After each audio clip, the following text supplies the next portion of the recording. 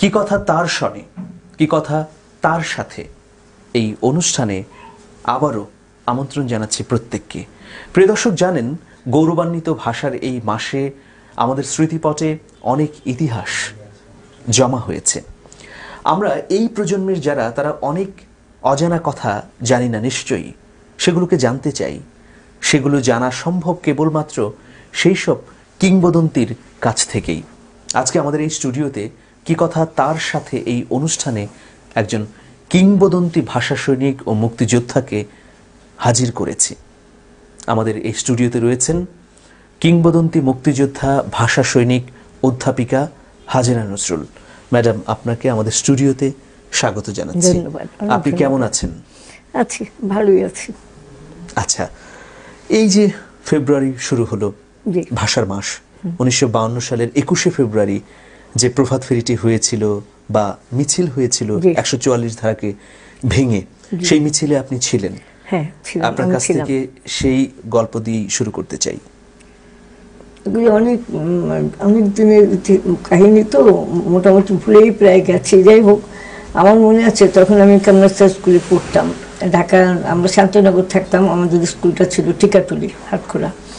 তো ওখান থেকে এসে আমাদের মেয়েরা এসে ক্লাসে এসে বললো, চল সবাই যাচ্ছে মিছিলে, আমরাও যাব। তো ওদের সাথে আমি চলে এলাম, সবার সাথে লাইন দিয়ে। টিচাররা বাধা দিলেন, আমাদের পারলেন না, সে স্রোতের কাছে ওনারা পারলেন না, আমরা চলে এলাম।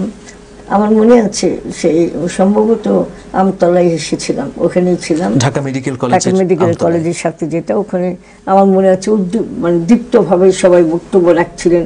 তারা কারা আমার এখন মনে নেই, কিন্তু আমরা খুব মানে মুগ্ধ হয়ে তাদের কথা শুনলাম এবং আমরাও তাদের সাথে সমস্যারে কণ্ঠ মিলালাম। এই পরে ওখান থেকে একসময় ছত্রভঙ্গ হলাম। তখন কি গুলি হয়েছিল এই জন্য ছত্রভঙ্গ হলেন, না লাঠিচার্জ হচ্ছিল? কিছু হয়েছে আমার মনে নেই এখন, এত বছর পরে আমার মনে হয় কিছু হয়েছিল। তো সেই আমি তো ছোট ছিলাম, আসলে অনেক ছোট ছিলাম। আপনার বয়স কত হবে তখন? কত হবে, 10-12? 9-10 হবে, 10 হবে, বেশি না। তো দৌড়াদৌড়ি শুরু হয়ে গেল, যে কোথায় হারিয়ে গেলাম। তারপরে একসময় কান্না শুরু করলাম। ফেরার মানে গেলাম যে মানে নিয়ে সাহস নেই, ফেরার সময় সেই সাহসটা রইল না। কারণ আপনার সঙ্গে কি কোনো সহপাঠী ছিল না? ছিল, ওরা সব ছড়িয়ে গেল, সবাই বিচ্ছিন্ন হয়ে গেছে। তখন আমি বললাম, আল্লাহ, আমি কি করে বাসায় ফিরবো, কাঁদছে। তখন এক ভদ্র মহিলা এসে আমাকে বললেন, তোমার বাসা কোথায়? আমি বললাম যে আমার বাসা শান্তনগর। তো দেখা আমি ওখানে একটা বাড়ি ছিল জাহাজের মতো একেবারে।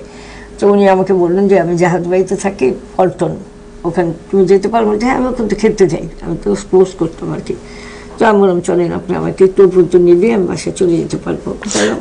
কিন্তু আপনি যে মিছিলে হারিয়ে গেলেন বা যখন দৌড়ালেন এবং এক জায়গায় চলে গেলেন, সেই সময় কি আপনি বুঝতে পারলেন যে এখানে কোনো গোলাগুলি হচ্ছে বা কোনো ঝামেলা হচ্ছে? এটা তো রচনা হলে মানে সবাই বলছিল, তো সবাই বলছিল মারা গেল, এইটা কি না, এটা শুনি নাই। কে মারা গেল সেটা জানি না, কিন্তু মানে গুলি করা হয়েছে সেটা শুনেছি, কিন্তু কে মারা গেছে সেটা তখনও জানি না, ওটা পরে জেনেছি। আচ্ছা, পরে কিভাবে বাড়ি এলেন? ওই যে উনি আমাকে এগিয়ে দিলেন, দেওয়ার পরে বাকিটা তো আমি দৌড়ে চলে এলাম বাসায়।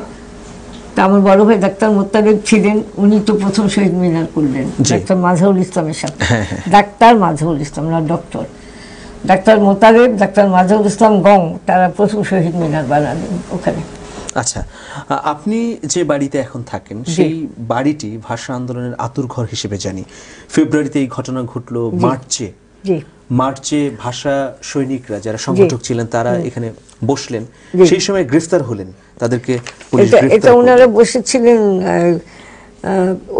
বসেছিলেন এখানে ডেটটা দেওয়া হয়েছে, কর্ম পরিষদ ছিল যেটা আর কি, ভাষার যে কর্ম পরিষদ সদস্য, তারা মোহাম্মদ তোহা, উলি আহাদ, আব্দুল মতিন, আব্দুল লতিফ চৌধুরী, হেদায়েত হোসেন চৌধুরী, মুজিবুল হক, এরা বন্দী হয়েছিলেন।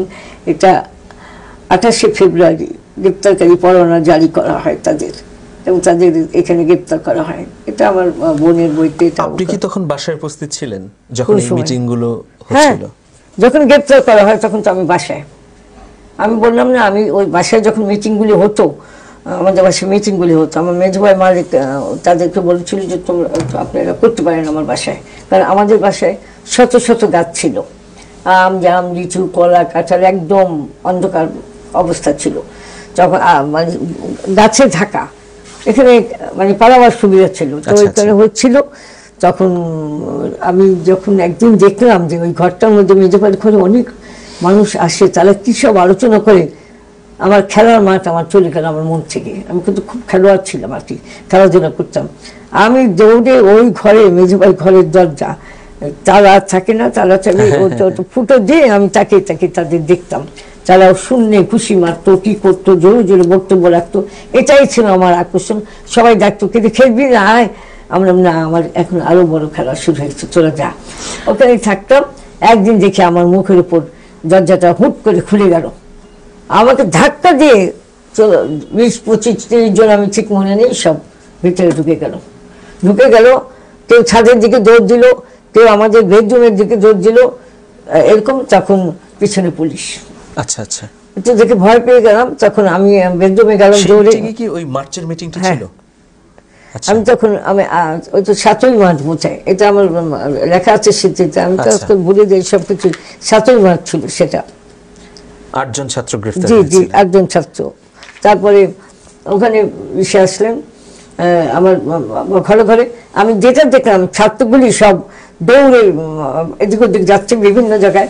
তখন ওনাদের যখন ড্রয়িং রুমে আটক করা হলো, পুলিশ আটকালো, বেশ কিছু ছাত্রকে আটকালো। তখন তারা গান গাইতে লাগলো। আমার জানলা কি গান? মানে কি গান গাইলো তারা? দেশের গানই গাচ্ছে, দেশের গান গাচ্ছে। তো আমি তো মানে গ্রেফতার করা হচ্ছে আর তারা গাইছে। হ্যাঁ, তারা গান গাইছে। এটা দেখে গান গিয়েছিল মনে নেই আপনার? আমার এই মুহূর্তে মনে নেই, তখন মনে ছিল, অত বছর আগের কথা, 52 সালের কথা। তখন আমার এইটুকু মনে আছে যে যারা গান গাচ্ছেন দেখে আমি বললাম যে আল্লাহ, পুলিশ ধরেছে আবার ওরা গান গায়। তো মা দাদায় কাঁদতেছে। তো তারা সব, কেউ কলম খুলে দিচ্ছে, কেউ ঘড়ি খুলে দিচ্ছে মার হাতে। তো আমি আবার বেডরুমে গেলাম, যে দেখি একজন ছাত্র, সে আলনা থেকে লুঙ্গি পরে, আমার ছোট বোনটা সদ্যজাত তখন ওখানে ছিল বিছানায়, ওই বোনটাকে করে নিয়ে করতেছে। তো পুলিশ, আমার এই বিষয়টা মনে আছে, পুলিশ এসে হাত ধরে টেনে বলল, তোমার নাম আমার কাছে আছে তালিকায়, ওঠো, চলো, তোমার লাভ নেই। নিয়ে নিল তাকে। সে ছেলেটার নাম আজ আমার মনে নেই, আমার বোনরা হয়তো বলতে পারবে।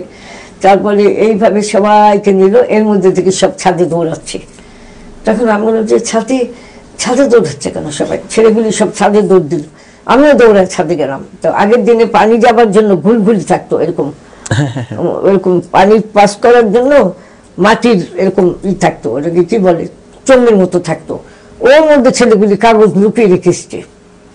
মিটিং এ কি কি কথা হয়েছে সেইগুলি টেনে টেনে পুলিশ বের করতেছে। আমি আবার ওদিক দিয়ে যে কতগুলি বের করে নিচে ফেলে দিলাম। একদম আমি তো বুঝতে পারছি এটা কিছু।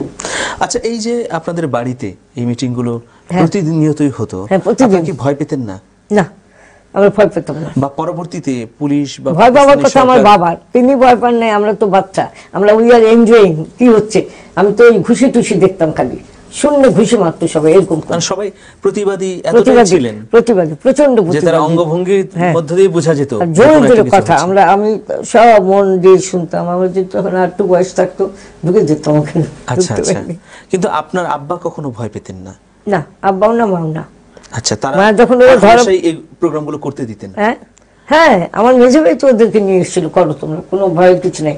একটা কথা বলা দরকার, একদিন আমি অফিসার্স ক্লাবে, আমি তখন 21শে ফেব্রুয়ারি ছিল, আমি স্টেজে গেছি। আমি আসলে গাড়ি চালিয়ে যাদবপুর গিয়েছিলাম। আমি দৌড়ে এসেছি, আমার লেট হয়ে গেছে। আমি প্রোগ্রামের পরিচালক ছিলাম আর কি, উপস্থাপক ছিলাম। আমি দৌড়ে উঠে আমি স্টেজে দাঁড়িয়েছিলাম, আমার মাথার মধ্যে কিছুই নেই যে আজকে কয় তারিখ, কী বিষয়বস্তু, কিছু মনে নেই।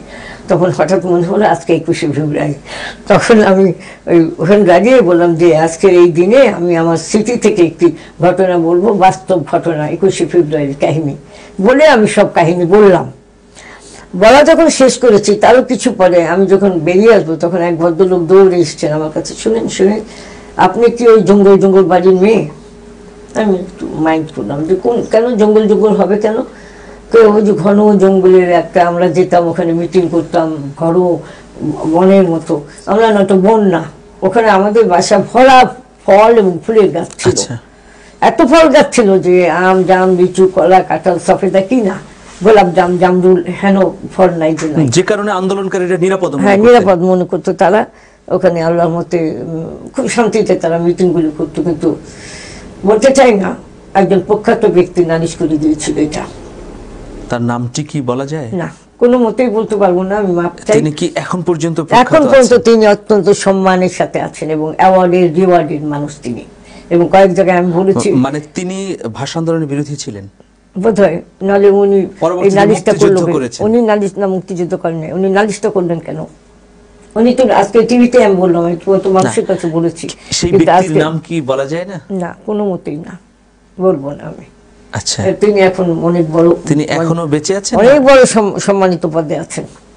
আচ্ছা আচ্ছা মরার আগে বলে যাবো আমি সেটা, আচ্ছা। অনেকেই জানে। আমি বলে দিই, দোহা সাহেবের দোহা, দোহা যে ভাষা সৈনিক দোহা, ওনার বইতে আছে এনার নাম। আচ্ছা, যে উনি এরকম করে জি, তথ্য ফাঁস করেছিলেন। উনি যে নালিশ করেছিলেন, উনি যে পুলিশকে খবর দিয়েছিলেন। আচ্ছা, মার্চের এই ঘটনার পরে, মানে 21শে ফেব্রুয়ারি গেল, জি। এরপরে মার্চে গ্রেফতার হলেন জি। 7 জন ছাত্র। এর পরে আপনাদের বাসায় পাকিস্তানি পুলিশ এসছে কিনা, বা শাসক গোষ্ঠীর কোন ধরনের আক্রমণাত্মক ভূমিকা দেখা গেছে না, কিনা? ওটার পরে আমার মনে নেই, কারণ আমি তো সত্যি বলি, আমার বয়স মাত্র 10 বছর ছিল, অত আমার মনে নেই। 10 বছর বয়স ছিল তো। পরে কি হয়েছিল আমার ভাইরা জানে, ভাইরা বলতে পারবে, কিন্তু আমি জানি না। আচ্ছা, কিন্তু আর কেউ ধরা পড়েনি আমাদের বাসা থেকে।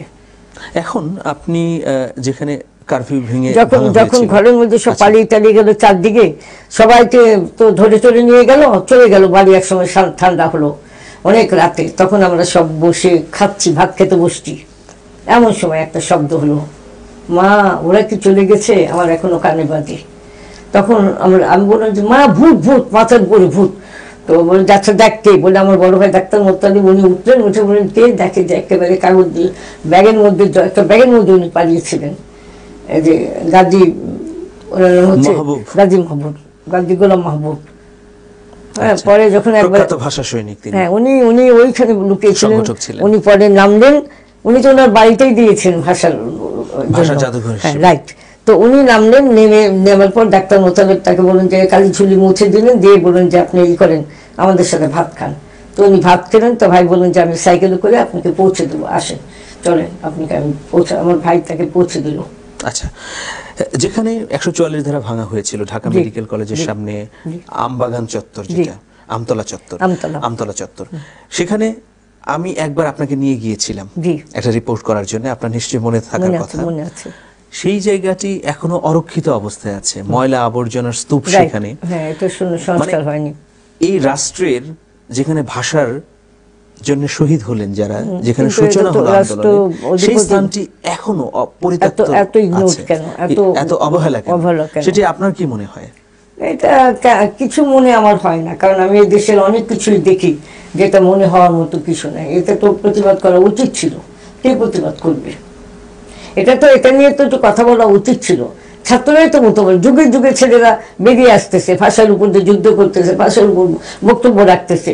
এটা এই যে 21 ফেব্রুয়ারি পালন করা হচ্ছে, তুমি যে বললে বই যে মেলা তথ্যটা, হ্যাঁ, এই তথ্যটা, এটাকে নিয়ে তারা বলতে পারে, বিশেষ করে তখনকার যারা ছিলেন নেতা, তারা তোকে বললেন, চলে গেলেন। ভাষা শুনি মতিন একটু কত সোচ্চার ছিলেন, এবং তাকে বিভিন্ন অনুষ্ঠানে এনে বলা হতো ভাষা শুনি, বা যারা যারা ছিল কেউ এটার উপর কথা বলেনি। ঐতিহ্যের জায়গাটি এখন নষ্ট হতে চলেছে, জি। ধ্বংস হতে চলেছে। তো এই যে আপনারা আন্দোলন করলেন, আপনি ছোট্ট একটি মেয়ে ছিলেন সেই সময়, তারপরে আন্দোলনে যুক্ত ছিলেন, এরপর অনেক দিন পেরিয়ে গেছে। এখন কি আপনি মনে করেন যে বাংলা ভাষা তার যথাযথ মর্যাদায় আসীন হয়েছে, বা মাতৃভাষা? না, সে অবস্থায় আছেনি এখনো আসেনি, সেই সম্মান বাংলা ভাষার প্রতি দেওয়া হয়নি। এখন খালি কেউ কেউ একটুখানি কি বলবো, প্রশংসা, সুনাম, অ্যাওয়ার্ড পেয়ে তারা নিজের নিজের দায়িত্ব পালন করে ফেলেছে। কেউ এটার জন্য যুদ্ধ করে না। এখানে ওই যে আমাদের যে আমতলা এত অরক্ষিত, এরকম ভাবে অনেক দেখতে পড়ে থাকতে পারে। তো তাদেরই এই অ্যাকশন নেওয়া উচিত ছিল, পদক্ষেপ নেওয়া উচিত ছিল। জি, আমার বাবা, ভাই ভাষা আন্দোলনের মিছিলে অংশ নিয়েছেন, কিন্তু কোনো ধরনের পুরস্কার পাননি, পুরস্কৃত হননি। এটা নিয়ে কি কোনো কষ্ট আছে, ক্ষোভ আছে? না, এগুলি নিয়ে আমার তখনকার ওইগুলি নিয়ে আমার অত ক্ষোভ নাই। আমার ক্ষোভ মুক্তিযুদ্ধে যে প্রচন্ড ভূমিকা রেখেছে আমার স্বামী, যে এবং আপনার স্বামী হ্যাঁ শহীদ 5টা হয়েছেন। পাওয়ার স্টেশন উড়িয়েছিলেন যিনি, এবং আমরা সেই সময় যে কি ভয়ঙ্কর রাত গেছে, বাড়িতে রাতে যে পুলিশ এসে হাজির হতো বাড়ির মধ্যে, যখন আর্মি এসে হাজির হতো, যখন তখন আমাদের ছিল, ভয় ছিল, এরকম অবস্থায় থাকতাম, মানে ভোর গুনতাম এরকম। তারপরে যখন বঙ্গবন্ধুর 7ই মার্চ আমার হাজবেন্ডকে ধরে রাখা গেল না, সে দৌড়ে চলে গেল রেস্ট করতে, সেখানে সে টেপ করে বঙ্গবন্ধুর বক্তব্য নিয়ে আসলো, এনে বাসায় 5টা মাইক নিয়ে আসলো দোকান থেকে, এনে 5টা মাইক ফিট করলো শান্তিনগর মোড়ে, এখানে সেখানে।